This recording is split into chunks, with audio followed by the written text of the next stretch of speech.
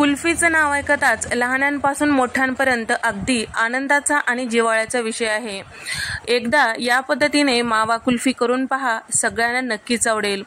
तर कढईमध्ये एक पाव कप इतकं पाणी टाकून घेतलेलं आहे आणि सोबतच 1 लिटर दूध पॅकेटचं टाकून घेतलेलं आहे। तर पाणी टाकून घेतल्यामुळे आपलं दूध जेव्हा आपण आटवायला घेतो त्यावेळेस व्यवस्थित असं बूड लागत नाही आणि आटल्या जातो।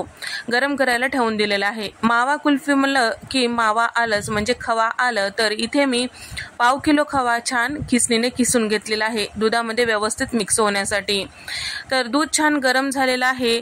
आता याला थोडंसं दाटसरपणा येईपर्यंत आपल्याला आटवून घ्यायचे, नंतर बाकीचे जिन्नस आपल्याला यामध्ये टाकायचं आहे।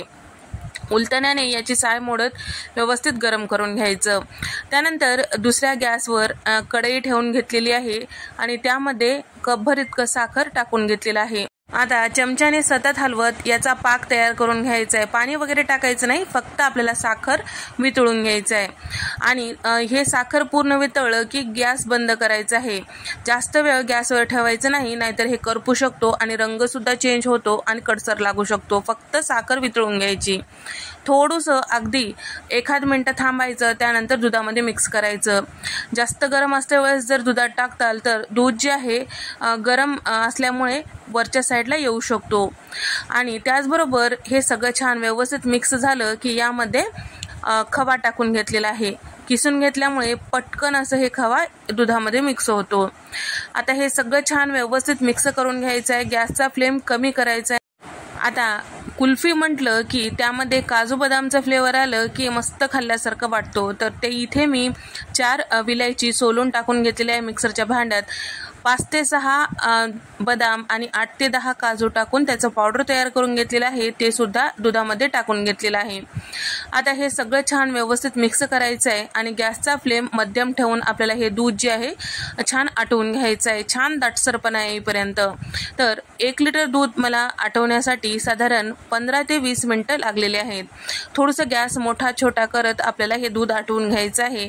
मोठा गॅस केला तर तिथेच थांबून आपल्याला आटवून घ्यायचं आहे। दूध केवढं आटवायचं म्हणजे जेव्हा आपण चमच्याने छान असं हे मिक्स करतो त्यावेळेस चमच्याचं जे बूड आहे दिसू नये, अगदी छान त्याची लेयर तयार व्हायला पाहिजे तितपत आपल्याला हे दूध आटवून घ्यायचं आहे। छान असं दूध आटवून झालं की थंड करायला आपल्याला खाली ठेवायचं आहे। पूर्णपणे थंड झाल्यानंतर तुम्ही बघू शकता मस्त हे दाटसर तयार झालेलं आहे आणि पातेल्याला लागलेलं सगळं छान असं खरडून एकसारखं करून घ्यायचं आहे मिश्रण। छान व्यवस्थित मिक्स झाले की कुल्फीच्या साच्यामध्ये हे छान भरून घ्यायचं। नसेल तर एखाद्या वाटीमध्ये किंवा ग्लासमध्ये सुद्धा तुम्ही हे कुल्फीचं प्रीमिक्स भरून घेऊ शकता। आता तयार करून घेतलेलं सगळं कुल्फीचं जे दूध आहे किंवा प्रीमिक्स आहे हे साच्यामध्ये भरून घेतलेलं आहे। वरतून फॉईल पेपर लावून या पद्धतीने सुरीने खाच्या करून घेतलेला आहे आणि काडी यामध्ये रोवून घेतलेला आहे, जेणेकरून आपली कुल्फी छान अशी सेट होती। आता हे सगळे कुल्फीचे साचे रात्रभर मी फ्रीजरमध्ये ठेवून दिलेलं होतं।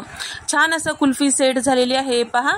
आता या कुल्फीला आपल्याला पाण्यामध्ये थोडंसं साचा गोल गोल फिरवून घ्यायचं। त्यानंतर हाताने या पद्धतीने व्हिडिओमध्ये दाखवल्याप्रमाणे गोल फिरवून घ्यायचं। त्यानंतर कुल्फी काढायची। मस्त गाड्यावर मिळतो त्यापेक्षा भारी कुल्फी घरच्या घरी तयार झाली। रंग बघू शकता, मस्त गाड्यावर मिळतो त्यापेक्षाही मस्त रंग आलेला आहे आणि सोबतच चवीला देखील तेवढंच अप्रतिम झालेलं आहे।